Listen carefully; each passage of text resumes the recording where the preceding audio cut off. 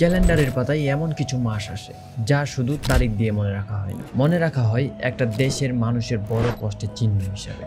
সামনে ঈদ, একটা পোশাকও তো দিতে পারবো না, দোকানই তো সব গেল, আমি কিছুই তো দিতে পারতাম না। আমার তো সব শেষ ছিল।